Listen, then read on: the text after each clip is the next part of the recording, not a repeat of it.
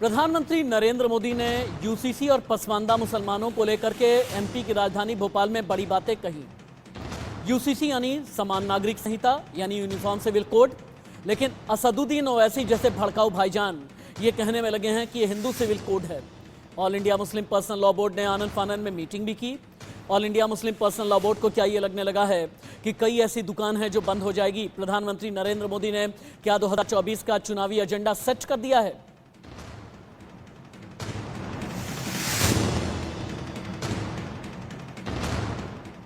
Big breaking से कर लेते हैं शुरुआत। पीएम के यूसीसी वाले बयान पर सियासी घमासान मचा है। विपक्षी बोले चुनाव सामने है इसीलिए उठाया है ये मुद्दा। बेरोजगारी, गरीबी, मणिपुर पर बात कीजिए, ये कांग्रेस का कहना है। वहीं जेडीयू के नेता केसी त्यागी ने बड़ी बात कह दी। उनका कहना है कि बीजेपी करती है धार्मिक ध्रुवीकरण, यूसीसी पहले हिंदू धर्म में लेकर के आइए। ये डीएमके के टीकेएस एलंगुवन ने बयान दिया है। यानी जैसे ही प्रधानमंत्री ने पसमानदा समाज की बात की, यूनिफॉर्म सिविल कोड की बात की, वैसे ही कई लोगों को मिर्ची लगी। प्रधानमंत्री नरेंद्र मोदी ने बयान दिया, लेकिन असदुद्दीन ओवैसी को यह बयान नागवार गुजरा। क्यों आखिरकार? दोनों बयानों को एक साथ में आप सुने, उसके बाद फैसला आप करें कि इनसिक्योरिटी के पीछे विपक्ष की आखिरकार है क्या। ऐसे लोगों को भड़काने का काम हो रहा है। आप मुझे बताइए, एक घर में परिवार के एक सदस्य के लिए एक कानून हो, परिवार के दूसरे सदस्य के लिए दूसरा कानून हो, तो क्या वो घर चल पाएगा? क्या कभी भी चल पाएगा क्या? अब यूनिफॉर्म सिविल कोड की भारत के प्रधानमंत्री बात कर रहे हैं, तो क्या यूनिफॉर्म सिविल कोड के नाम पे आप प्लुरलिज्म, डाइवर्सिटी को छीन लेंगे क्या? आप वो करना चाह रहे? यूनिफॉर्म सिविल कोड की जब बात प्रधानमंत्री कर रहे हैं, वो यूनिफॉर्म सिविल कोड की नहीं बात कर रहे, वो हिंदू सिविल कोड की बात कर रहे। पूरे जो इस्लामिक रेफरेंसेस है प्रैक्टिसेस के, उसको वो इलीगल ट्रीट करेंगे और पूरे हिंदू प्रैक्टिसेस को प्रधानमंत्री अंडर द लॉ प्रोटेक्ट कर लेंगे। यहां से कई सवाल पैदा हो रहा है। पहला तो ये कि क्या 2024 का चुनावी एजेंडा सेट हो गया है? पसमानदा मुसलमान देश में चूंकि 85% आबादी है, अगर प्रधानमंत्री नरेंद्र मोदी का पसमानदा प्लान चला गया तो जो लोग मुस्लिम वोट बैंक में अपनी ठेकेदारी समझते हैं, क्या ठेकेदारी की बुनियाद हिल जाएगी? ये भी बहुत बड़ा सवाल है। डिबेट को मैं ओपन कर देता हूं। पसमानदा प्लान और यूसीसी पर बात होगी। अजफर शम्सी प्रवक्ता भारतीय जनता पार्टी जुड़ने वाले हैं। अख्तरुल इस्लाम शाहीन आरजेडी के नेता, अंजुम आरा प्रवक्ता जेडीयू, असित नाथ तिवारी प्रवक्ता कांग्रेस मेरे साथ में हैं और चकपाणी महाराज भी देश के जाने माने हिंदू धर्मगुरु मेरे साथ में जुड़े हैं। Thank you so much. वक्त पर और भी ज़्यादा गेस्ट आते रहेंगे और ग्राउंड जीरो पर भी आपको हम लेकर के चलेंगे, वहाँ पर जहाँ पर मुस्लिम आबादी ज़्यादा है और पसमानदा मुसलमान क्या सोचता है इसके बारे में हम बातचीत करेंगे। असित नाथ तिवारी जी, दो चीज़ें एकदम सीधे। अगर देश में समान नागरिक संहिता लागू हो जाती है तो इसमें दिक्कत क्या है? अगर पूरे देश के लिए एक समान कानून आ जाता है तो इसमें दिक्कत क्या है?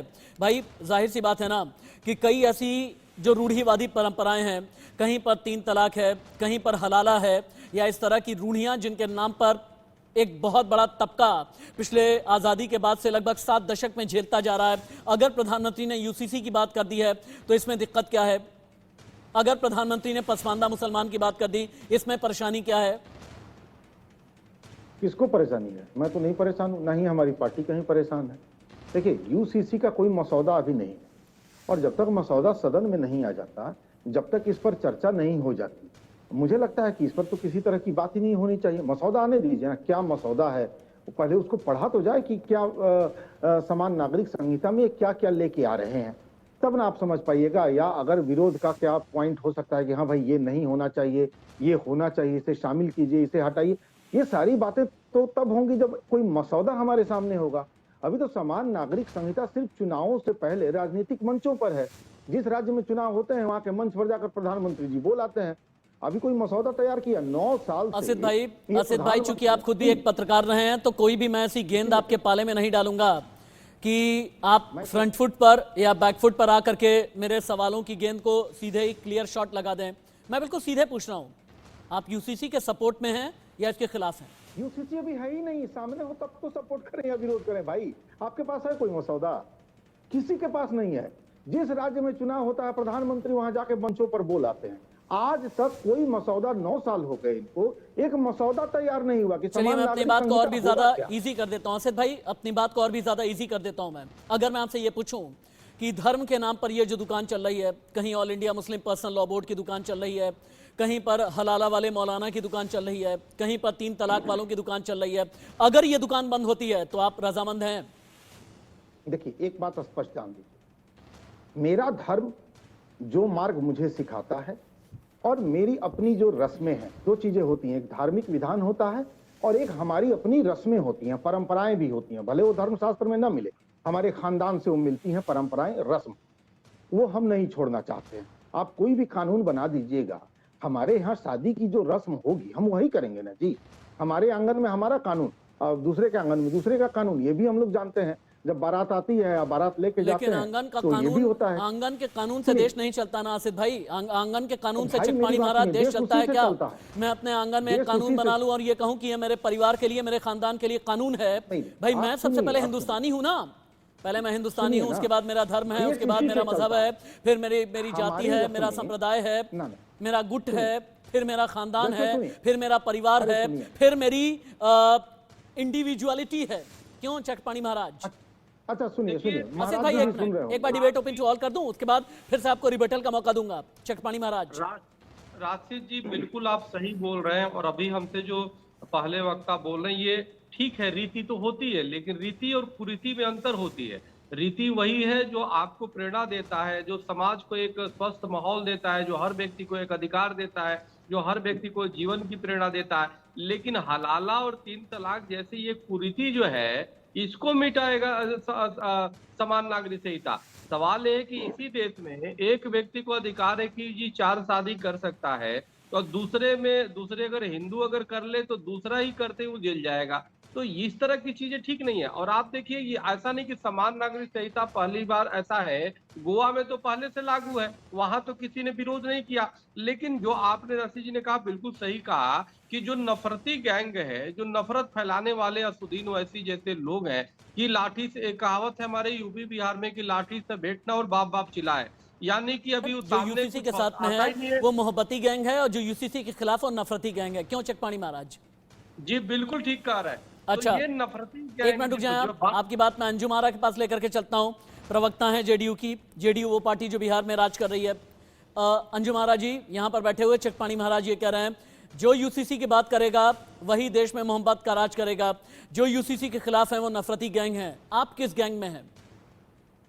पहली बात कि यूसीसी अभी है ही नहीं एग्जिस्टेंस में। क्या ब्लूप्रिंट है बताइए ना, क्या ब्लूप्रिंट है? बिल्कुल आसिफ नाथ तिवारी जी ने बिल्कुल सही कहा।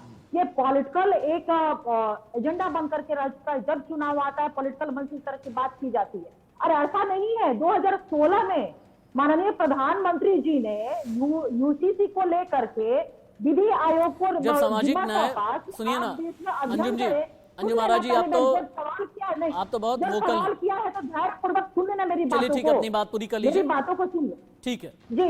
2016 में विधि आयोग को जब उन्होंने हैंड ओवर किया और विधि आयोग ने, देश के विधि आयोग ने एक विस्तृत रूप से एग्जॉस्टिव अध्ययन करके, सारी छानबीन करके ये रिपोर्ट सबमिट कर दिया सेंट्रल गवर्नमेंट को कि अभी देश में कॉमन सिविल कोड की आवश्यकता नहीं है। फिर उसके बाद इस तरह की बात जब चुनाव आया फिर यूसीसी की बात करना, देखिए सीधी सी चीज है। अगर उनकी मंशा है तो इसकी सब ब्लूप्रिंट तैयार करके देना, उसके बाद में ना ये बातें होंगी कि हम इसके पक्ष में और ना पक्ष में, या इस ब्लूप्रिंट में मसौदे जो है वो किस तरह के हैं, अभी तो कहीं अस्तित्व में नहीं है। और इसमें अगर बात मोहब्बत, ओके ठीक है अंजुम आरा, ठीक है अंजुम जी, ओके ठीक है अंजुम जी। एक और ब्रेकिंग देख लीजिए। पीएम के यूसीसी वाले बयान के बाद all India Muslim personal law board की बैठक हुई है। आनंद फानन में ये मीटिंग अरेंज की गई। अगर all India Muslim personal law board की बैठक हुई है, 3 घंटे तक चली है ये, तो ये मेरे लिए और देश के लिए बहुत बड़ी खबर है, बिग ब्रेकिंग है। यूनिफॉर्म सिविल कोड के कानूनी पहलुओं पर भी चर्चा की गई है। All India Muslim personal law board की बैठक में बोर्ड से जुड़े कई वकील मौजूद रहे। भोपाल में पीएम मोदी ने यूसीसी पर बड़ा बयान दिया और उसके बाद फिर ये अगली ब्रेकिंग चलाएं। टीम पीसीआर प्लीज इसके बाद वाली ब्रेकिंग चलाएं आप। ये ब्रेकिंग हम चला चुके हैं। All India Muslim personal law board वाली ब्रेकिंग चलाई है। All India Muslim personal law board की जो बैठक हुई है, हाँ, पीएम के यूसीसी वाले बयान के बाद ये बड़ी बैठक हुई है। All India Muslim personal law board की 3 घंटे तक ये बैठक चली है। कानूनी पहलुओं पर चर्चा की गई है। सवाल बहुत बड़ा ये है कि अब आगे क्या कोई ड्राफ्ट भी तैयार किया गया है या ड्राफ्ट भी पेश किया जाएगा।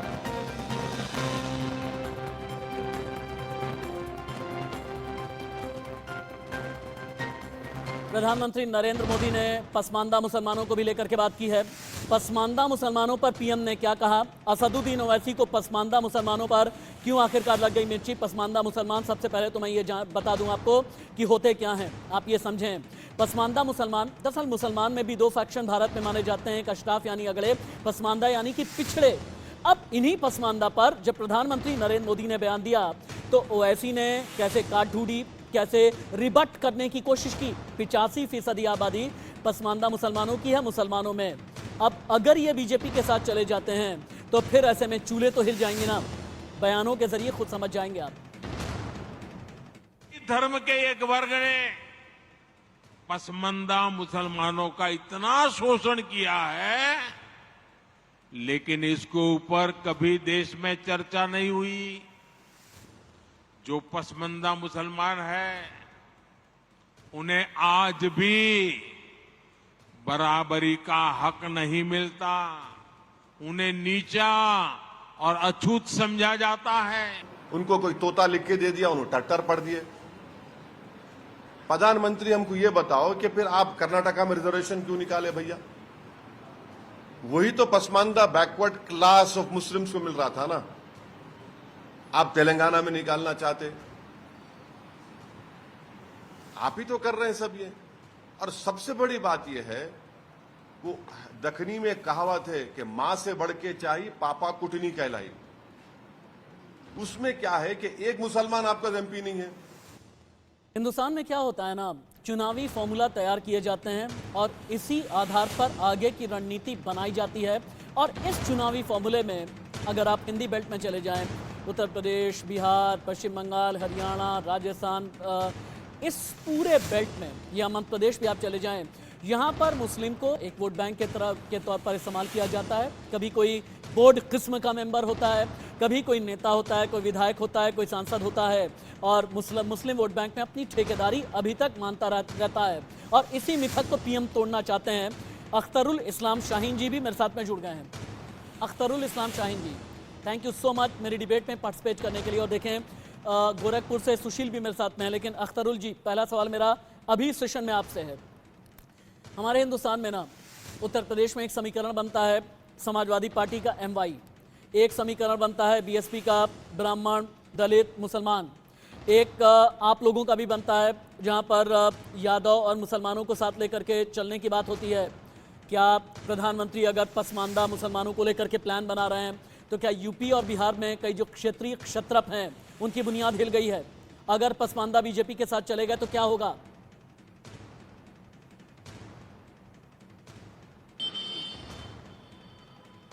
अख्तरुल इस्लाम शाहीन जी, सुन रहे हैं आप? बोले बोले, आपकी आवाज आ गई, बोलिए। भोपाल का जो कार्यक्रम में भोपाल में जो प्रधानमंत्री जी जो अपने भाषण दे रहे थे, वो स्पष्ट कर रहा था कि जो पटना में पिछले 23 तारीख को महागठबंधन की बैठक हुई है, उसका इम्पैक्ट पूरी तरह दिख रहा था। एक बौखलाहट दिख रहा था, एक हताशा दिख रहा था।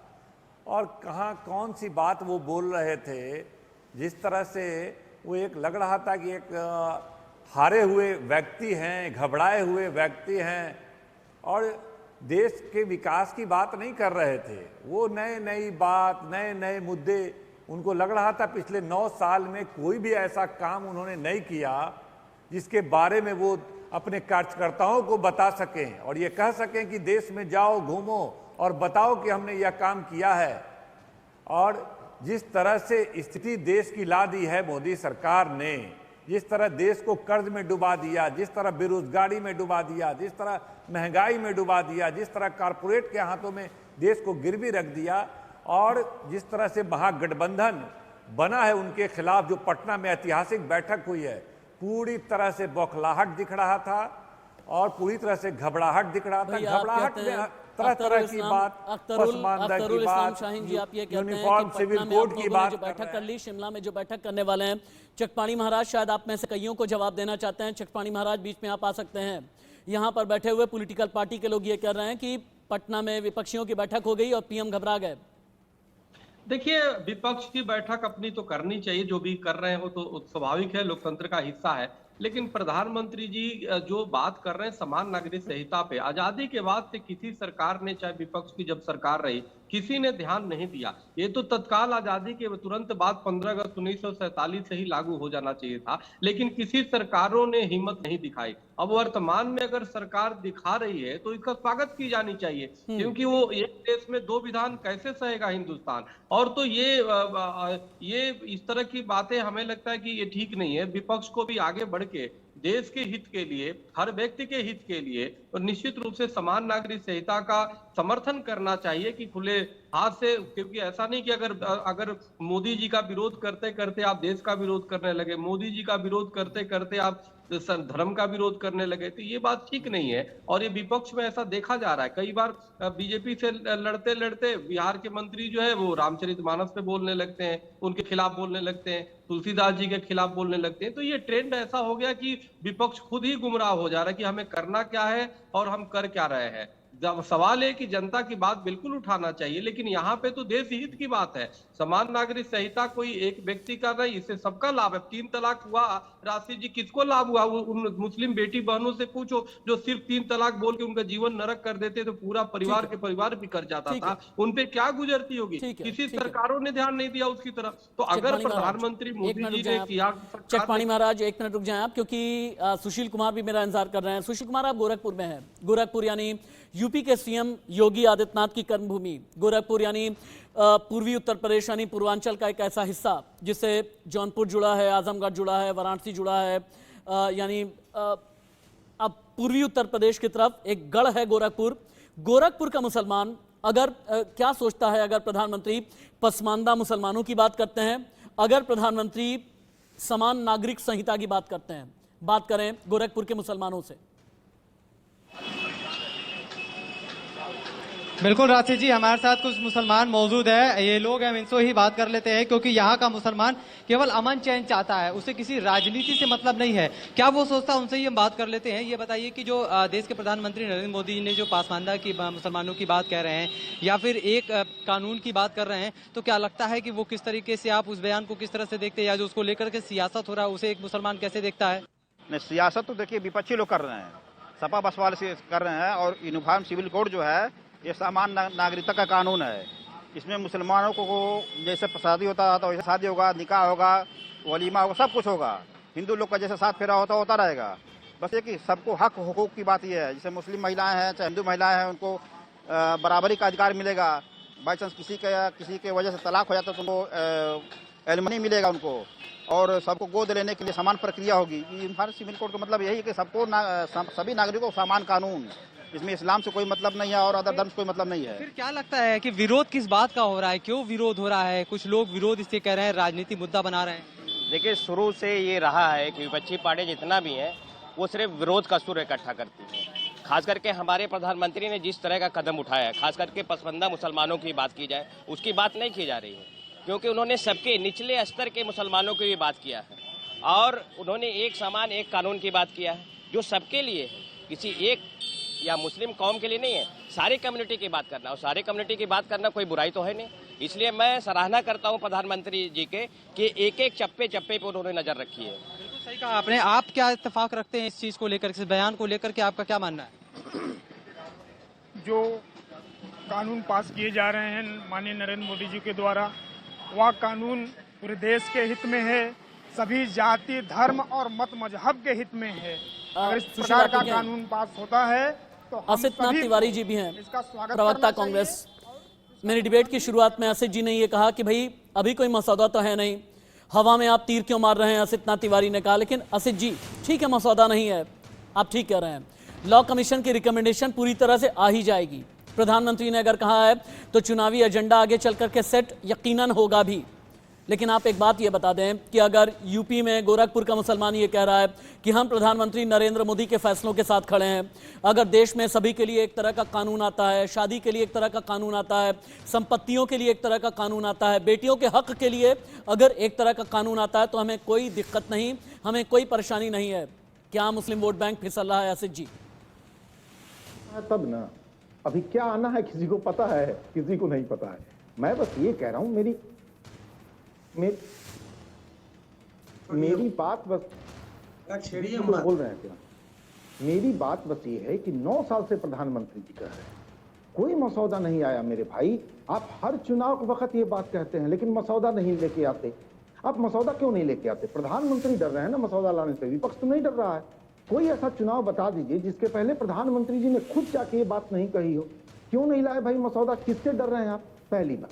दूसरी, जो पसमानदा की आप बात कर रहे हैं भाई, ठीक है, पसमानदा मुसलमानों के हक की अगर बात कीजिएगा, संभव है कि पसमानदा जिनका वोट बैंक हो उनका कुछ हिस्सा आपकी तरफ चला जाए, लेकिन इसका एक दूसरा पहलू है जो आप दर्शकों को नहीं बता रहे हैं, और वो दूसरा पहलू ये है कि जिन्हें हिंदू राष्ट्र का सपना दिखाकर जिन हिंदुओं को आपने अपना वोट बैंक बनाया, उनका सपना तो टूट गया, उनका तो बिखर गया। वो तो देख रहे हैं, अरे यार अब तो ये मुसलमानों की राजनीति करने लगे, फिर हमारे हिंदू चटपाणी राष्ट्र का क्या महाराज, होगा? ये तो बात तो एकदम वो तो काम इनसे की बोली है बिखरेंगे असित ना। नाथ तिवारी ने। असित नाथ तिवारी इनसे सही तो दूर कह हो रहे हैं, जाएंगे। चटपाणी ये भी तो महाराज वो ये बताइए। कह रहे हैं कि भाई हिंदू राष्ट्र का भी तो सपना दिखाया गया, हिंदू राष्ट्र का सपना पूरा हुआ नहीं, और यहाँ आप चले हैं पसमानदा मुसलमानों की बात करने लगे आप। चटपाणी महाराज, देखिए राशिद जी, बात जब होती है समाज की, तो उसमें हिंदू राष्ट्र की जब बात हो रही है, तो हिंदू राष्ट्र में ऐसा थोड़े है कि मुसलमान को, चटपाणी ईसाई महाराज को मुझे हटा 1 मिनट की दिया इजाजत जाएगा। आप दें। चंद्रमणि शुक्ला हैं उत्तर प्रदेश की राजधानी लखनऊ के कई मुसलमानों के साथ में। चंद्रमणि, अगर आप तक आवाज आ रही है, जितने भी मुसलमान हैं, जितने भी इस्लाम के जानकार हैं, उनसे आप पूछें पसमानदा मुसलमान की प्रधानमंत्री नरेंद्र मोदी को लेकर के सोच क्या है, बीजेपी को लेकर के सोच क्या है, और दूसरा ये यूसीसी का मसौदा तो नहीं आया, लेकिन अगर पूरे देश में शादी के लिए, तलाक के लिए, संपत्तियों के लिए, बेटियों के लिए, बंटवारे के लिए अगर एक ही कानून आता है, तो क्या तथाकथित all India Muslim personal law board जैसी दुकानें बंद होनी चाहिए? पूछिए मुसलमानों से। राशिद जी, सवाल तो ये पूछा जाना चाहिए कि 9 साल 1 मिनट, चंद्रमणि सवाल करें। प्रधानमंत्री लगातार कह रहे हैं कि जी प्रधानमंत्री लगातार कह रहे हैं कि देश में एक जैसा कानून आना चाहिए, सबके लिए एक जैसा होना। अगर एक जैसा कानून आ जाता है तो क्या कुछ धर्म के ठेकेदार हैं उनको दिक्कत होगी, या आप किस नजरिए से? भाई देखिए, सीधी सी बात है कि ये जब हमारे यहाँ कानून जो है सबके लिए अलग अलग है, तो ये सबके लिए फ़ायदेमंद है। जिस तरीके से एक बागीचा होता है तो उसमें अलग अलग फूल होते हैं, तो वो जब अलग अलग फूल से एक गुलदस्ता बनता है, इसी तरीके से है। और ये तो प्रधानमंत्री का जो है, ये तो आवाम को गुमराह करने वाली बात है कि जिस तरीके से इससे पहले चुनाव में जो है वो 370 लाए और ट्रिपल तलाक का मामला लेकर के। अच्छी बात है भाई, इसमें दिक्कत क्या है? 370 से कोई दिक्कत नहीं, हम कह रहे हैं ठीक है। तो अब जब दोनों चीजें फेल हो गई, तो फिर जो है प्रधानमंत्री जी जो है एक लेकर के यहाँ यूसीसी लेकर के आ रहे हैं। भाई इसमें तो हमारे लखनऊ का मुसलमान ये कह रहा है कि भाई लखनऊ का मुसलमान ये कह रहा है, हालांकि मैं अगर 1-2 लोग कह रहे हैं तो मैं ऐसा नहीं है कि इसे पूरे तबके की आवाज़ कहूंगा, न लखनऊ के लिए और न ही गोरखपुर के लिए। लेकिन लखनऊ में जिनसे बात हुई उनका ये कहना है कि देश एक गुलदस्ता है, सभी के लिए कानून अलग अलग अगर है तो इसमें दिक्कत नहीं होनी चाहिए। लेकिन गोरखपुर का मुसलमान प्रधानमंत्री नरेंद्र मोदी के फैसलों के साथ में है। एक छोटा सा ब्रेक के बाद अजफर शम्सी प्रवक्ता बीजेपी भी मेरे साथ में जुड़ने वाले हैं। ये बड़ी डिबेट जारी है। पसमानदा फैक्टर, प्रधानमंत्री नरेंद्र मोदी गेम चेंजर। पसमानदा और यूसीसी को लेकर के प्रधानमंत्री ने एमपी की राजधानी भोपाल में कुछ ऐसा कहा जिसके बाद बहुत लोग सकपका गए हैं। वो लोग जिनके अपने सियासी फायदे हैं और नफ़े नुकसान के नज़रिए से और चश्मे से देखने की कोशिश करते हैं। All India Muslim personal law board भी उन्हीं में से एक, मेरा ऐसा मानना है। All India Muslim personal law board ने लॉ कमीशन जाने की भी तैयारी कर ली है। All India Muslim personal law board की बैठक में ये फैसला किया गया, यूसीसी को लेकर एक ड्राफ्ट तैयार करेगा all India Muslim personal law board. शरीयत के ज़रूरी हिस्सों का ड्राफ्ट में जिक्र किया जाएगा। All India Muslim personal law board से जुड़े लोग लॉ कमीशन के अध्यक्ष से भी मिलेंगे। इसी खबर को लेकर के एक बार चलते हैं हम चंद्रमणि शुक्ला के पास में। चंद्रमणि शुक्ला, आनंद फानन में all India Muslim personal law board ने मीटिंग क्यों बुलाई? All India Muslim personal law board की मीटिंग में कौन कौन से लोग शामिल रहे? लॉ कमीशन से मिलकर के किस तरह का ड्राफ्ट ये लोग सौंपने की कोशिश में हैं? क्या समान नागरिक संहिता को लेकर इनका अपना ड्राफ्ट कोई इनसाइड स्टोरी है आपके पास?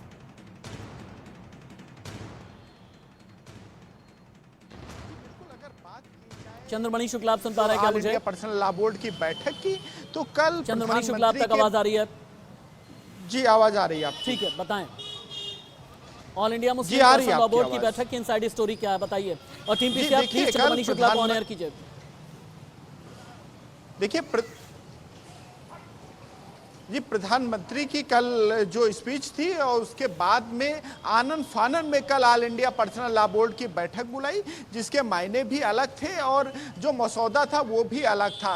निश्चित तौर से प्रधानमंत्री के बयान को बेहद गंभीरता से लिया है पर्सनल लॉ बोर्ड ने और उसी को ध्यान में रखते हुए बैठक बुलाई गई थी, जिसमें वीडियो कॉन्फ्रेंसिंग और अन्य माध्यमों से बोर्ड के सभी सदस्य जुड़े थे। वहीं अगर बात की जाए मसौदा की, तो साफ तौर से अंजू महाराज जी, लॉ कमीशन प्रवक्ता से हैं आप समय जेडीयू मांगा की। गया है। हाँ ठीक है अंजू महाराज जी, अगर जेडीयू मुसलमानों की बात करे तो ठीक, समाजवादी पार्टी करे, बीएसपी करे, आरजेडी करे, कांग्रेस करे, एसबीएसपी करे तो ठीक, लेकिन बीजेपी करे तो ठीक नहीं।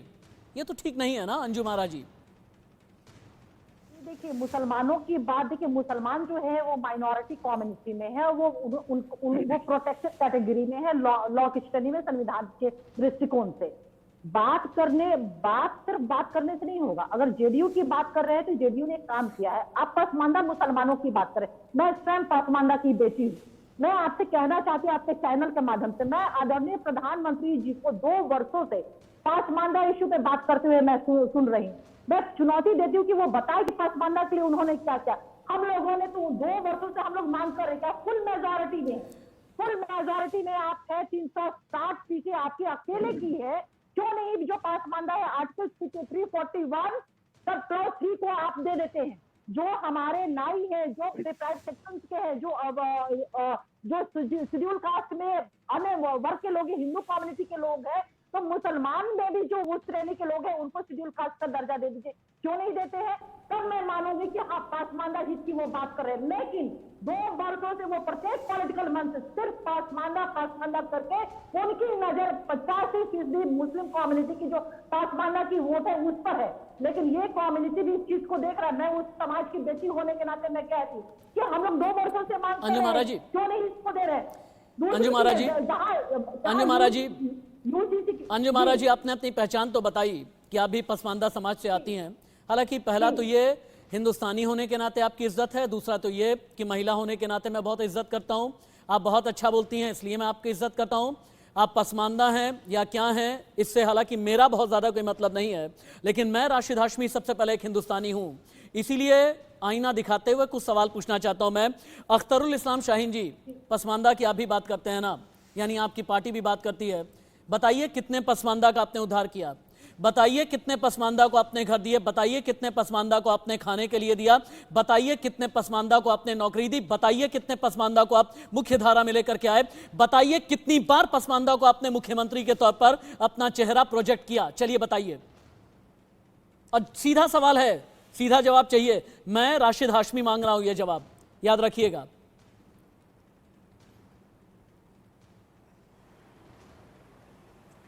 देखिए, बिहार की जहां तक बात है तो हम लोगों ने योजना बना करके बेहतर से बेहतर काम सभी समाज के, हम लोग का तो नारा ही है सोशल जस्टिस, सामाजिक न्याय। समाज में दानिश जो लोग अंसारी जी, पिछड़ मेरे गए हाथ हैं, में एक रिपोर्ट है। चाहे पसमानदा समाज हो, चाहे हिंदू का दलित समाज हो, अख्तरुल इस्लाम शाहीन जी, पिछड़ा समाज हो, अख्तरुल इस्लाम शाहीन जी, मेरे हाथ में एक रिपोर्ट है। बना करके अख्तरुल इस्लाम शाहीन जी, मेरे हाथ में एक रिपोर्ट है। ये रिपोर्ट आप सभी को आईना दिखाती है। अगर आप कहेंगे तो कुरियर करूंगा, अगर आप कहेंगे सॉफ्ट कॉपी भेज दूंगा। इस रिपोर्ट में बिहार में खासतौर से पसमानदा समाज का क्या हाल है एकदम क्लियर बताया गया है। अंजू महाराज जी, कितने बरस राज किया है आपने बिहार में? कितनी बार नीतीश मुख्यमंत्री बने हैं? कितनी बार नीतीश केंद्र में मंत्री रहे हैं? भाई एनडीए के साथ भी केंद्र में मंत्री तो थे ना, रेल मंत्री तो थे ना। मेरे पास रिपोर्ट है एकदम आईना दिखाने वाली। चलिए आप ही बता दीजिए, बता दीजिए, डिबेट यहीं बंद कर दूंगा। अरे पसमानदा, मेरे हाथ में रिपोर्ट है जो ये बताती है कि बिहार में पसमानदा समाज की हालत क्या है। किसने रिपोर्ट जारी किया वो बताए, एजेंसी का नाम आप बताएं। ये सरकारी रिपोर्ट है और सरकारी रिपोर्ट के बाद मेरी रिसर्च टीम ने तैयार किया। इसमें क्या है ये समझिए। सुन तो लीजिए मेरी बात, आप सुन तो लीजिए ना मेरी बात सुनिए आप। ये स्टार्ट है, सुन तो लीजिए। सरकारी विभाग में, अब सुनिए तो सही मैम, सरकारी विभाग में कोई भी सरकार किसी समाज का अगर उद्धार कर रही होती है या उनके लिए कोई काम कर रही होती है तो वो एक रिसर्च रिपोर्ट हम तैयार करते हैं कि भाई फला सरकार ने क्या क्या किया। जमीन पर जाकर के इंडिया न्यूज ने तैयारी की। इंडिया न्यूज ने जब रिसर्च निकाली तो आरजेडी और जेडीयू के शासनकाल में अलग अलग भी और साथ में भी पसमानदा समाज का हाल बुरा है, जमीन का रकबा घटा है, किसानों की अपनी खेती मिलती नहीं है, नौकरी मिलती नहीं है, रोजगार मिलता नहीं है। हाँ, इतना जरूर है कि मदरसे में जाने वाले, एड़ी के ऊपर पजामा पहनने वाले वो जरूर मिल जाते हैं।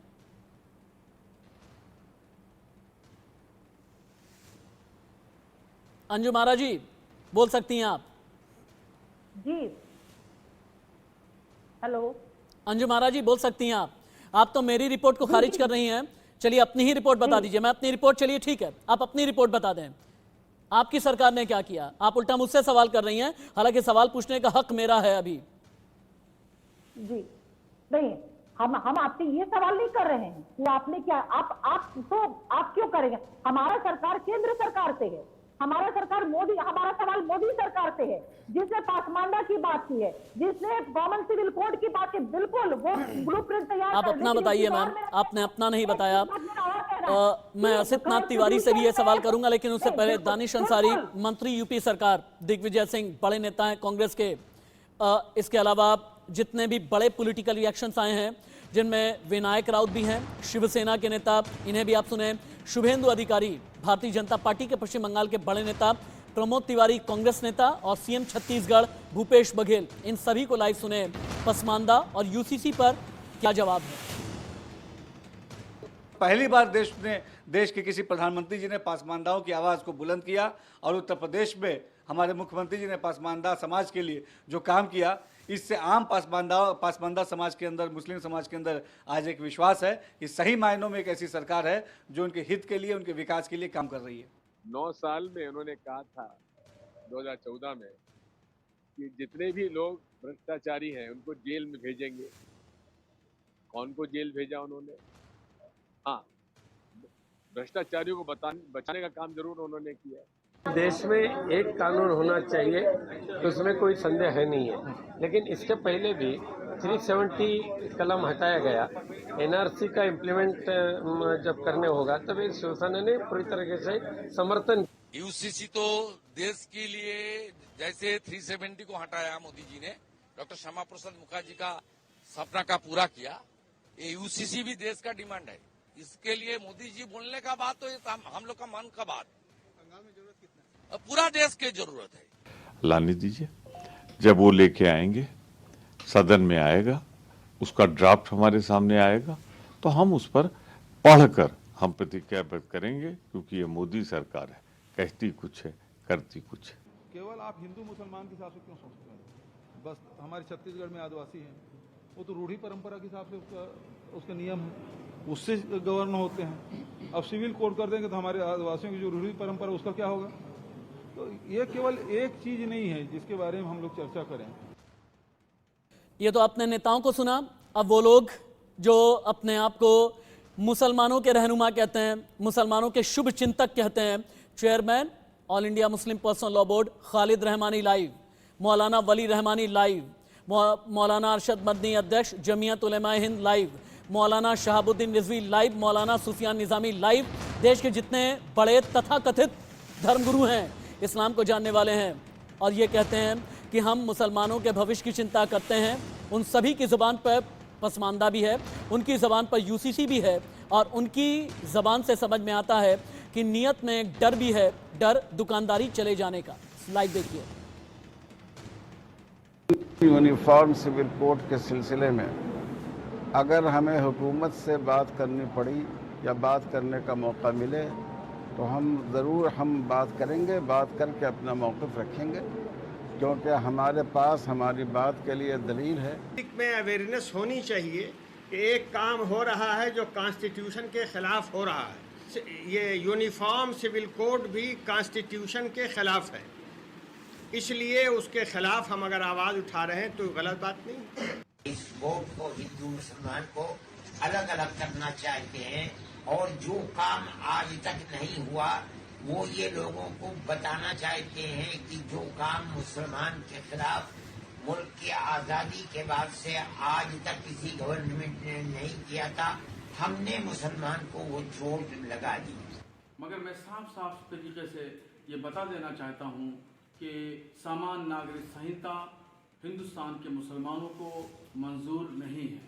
यूनिफॉर्म सिविल कोड ऐसे मुल्क में जहाँ मुख्तलिफ मज़ाहिब के मानने वाले हों, मुख्तलिफ धर्मों के मानने वाले हों, मुख्तलिफ ट्रेडिशन को फॉलो करने वाले हों, ऐसी जगह पर अगर यूनिफॉर्म सिविल कोड की बात की जाएगी तो मुझे लगता है बेमौका और बेमहल गुफ्तगू होगी।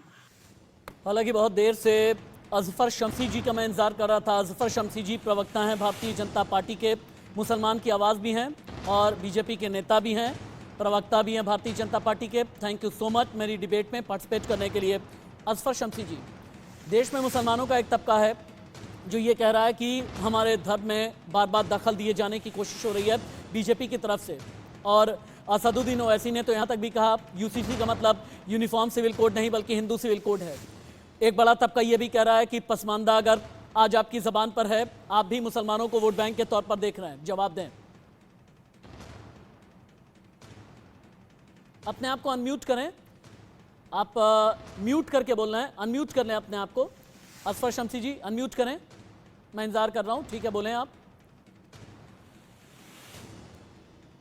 सुशील आप भी लाइव हैं। सुशील आपके पास भी मैं आता हूं, आप लाइव हैं। अजफर जी अपने आप को अनम्यूट करें, अनम्यूट करके आप बोलेंगे, आपकी आवाज़ आएगी। ठीक है, आवाज़ नहीं आ रही है। असितना तिवारी जी, मुसलमानों को लेकर के क्यों ना हम ये माने कि आज अगर बीजेपी की ज़बान पर मुसलमान का नाम है तो कांग्रेस को ये लगता है कि ये धार्मिक ध्रुवीकरण की राजनीति है। तुष्टीकरण आपने किया, ध्रुवीकरण ये कर रहे हैं, आप में और इनमें फ़र्क क्या है?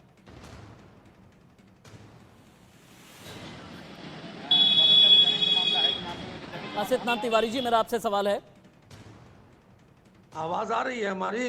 हाँ, अजफर शमसी जी आपकी आवाज आ गई, हालांकि बहुत देर में आई है लेकिन आपकी आवाज आई है, बोलें। पहले उनको सुन लेते हैं। हाँ। देखिए, इस देश के अंदर आज़ादी के बाद से कांग्रेस और कांग्रेसी कल्चर की जो पार्टियां रही हैं, उनकी पूरी की पूरी राजनीति वोट बैंक के आधार पर रही है और वोट की अर्थमेटिक पे रही है। सवाल ये पैदा होता है कि ये ना हिंदू और मुसलमान का सवाल है।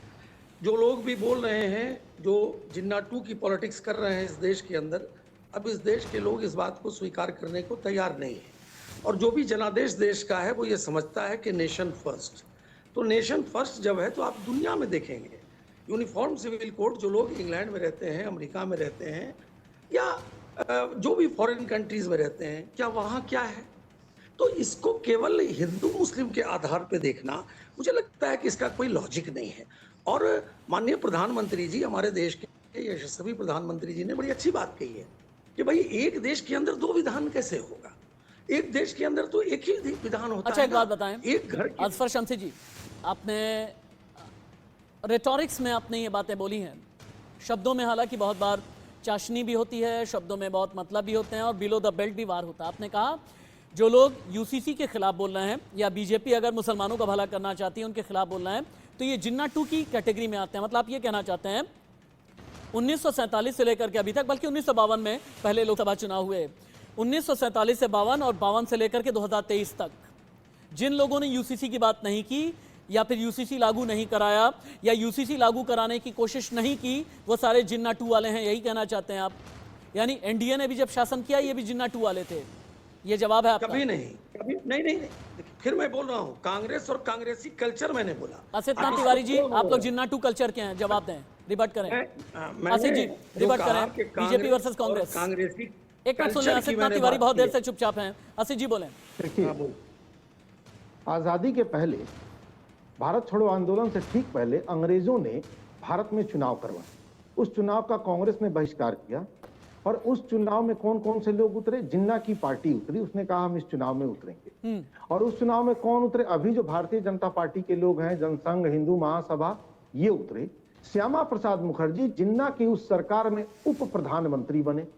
श्यामा प्रसाद मुखर्जी ने अंग्रेजी सरकार को लिखित भरोसा दिया कि वो भारत छोड़ो आंदोलन सफल नहीं होने देंगे।